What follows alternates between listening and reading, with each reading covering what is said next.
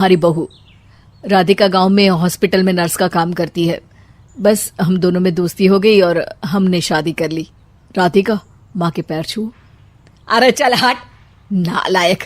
अरे मैंने क्या क्या सपने देखे थे कि तेरी शादी किसी अमीर घर में करूंगी और दहेज में लाखों रुपए लूंगी, और तू गांव की इस मामूली लड़की को मेरी बहू बनाकर ले आया।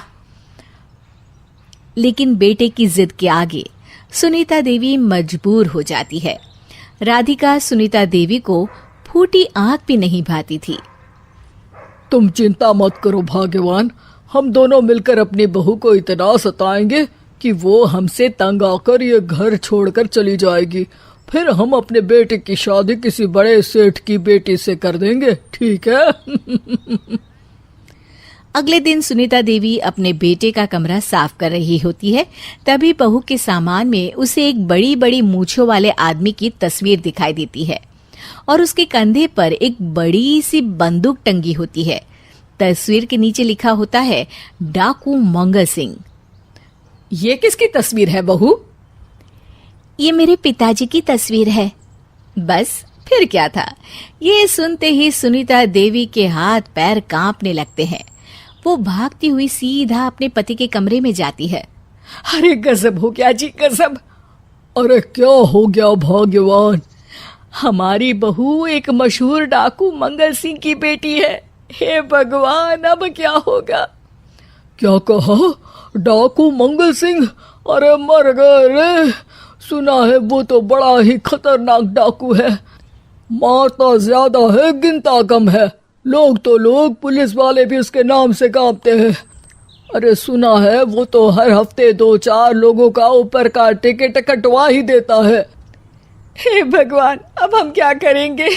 ये हमारे नालायक बेटे ने कैसी मुसीबत हमारे गले बांध दी।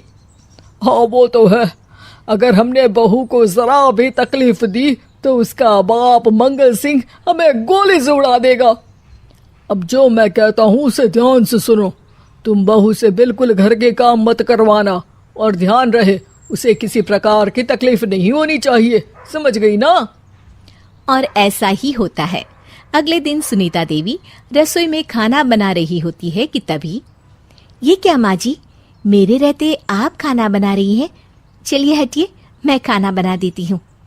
अरे नहीं नहीं बहू, तू यहाँ क्यों आ गई? जा, तू अपने कमरे में जाकर आराम कर, मैं खाना बना लूंगी। सुनीता देवी जिद करके राधिका को भेज देती है।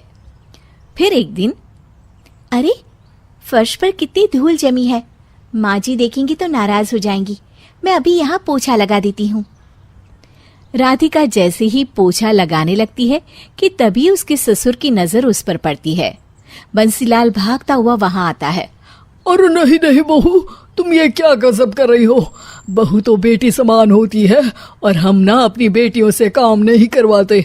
तुम आराम से बैठकर YouTube पर किड लॉजिक चैनल की सास बहू की कहानियां देखो। वो लोग ना बहुत अच्छी अच्छी कहानियां बनाते हैं। सच? आप देखते हैं? अरे मैं तो रोज देखता हूँ। शहर की बहू तो मेरी फेवरेट कहानी है। हाँ, ये कहकर बंसीलाल पोछा लगाने लगता है। इस तरह राधिका के सास ससुर सारा दिन उसकी खुशामद में लगे रहते हैं और उसे किसी महारानी की तरह रखते थे।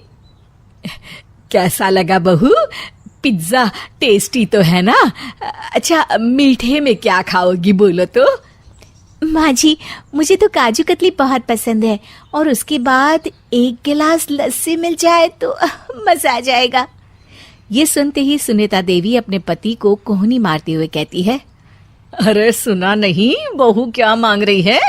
जल्दी से भागकर बाजार जाइए और सब खरीद कर ले आइए। हाँ हाँ भाग्यवान, अभी जाता हूँ।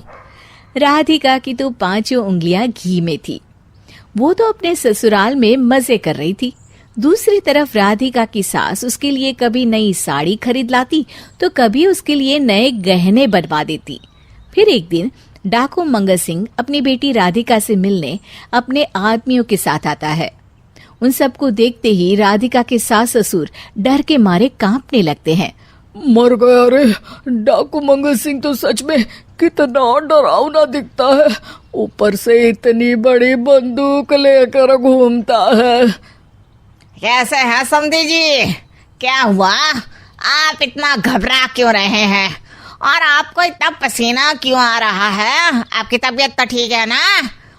जी अभी तक तो ठीक है, पर लगता है बहुत जल्द खराब होने वाली है। क्या कहा आपने? जी कुछ नहीं, बताइए बताइए कैसे आना हुआ?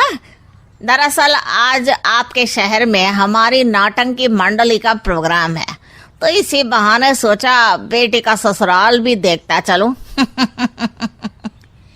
ये सुनते ही राधिका के सास ससुर हैरान हो जाते हैं।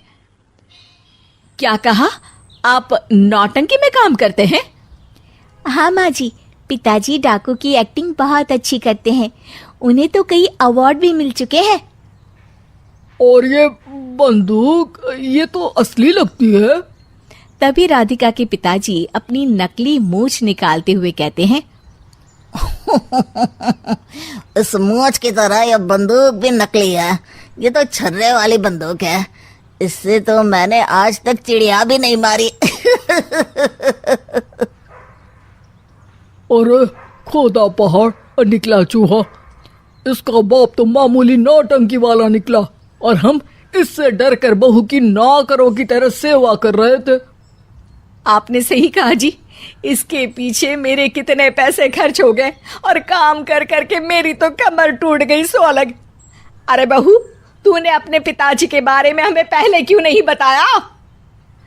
राधिका मुस्कुराते हुए कहती है, आपने तो कभी पूछा ही नहीं ना माँ जी।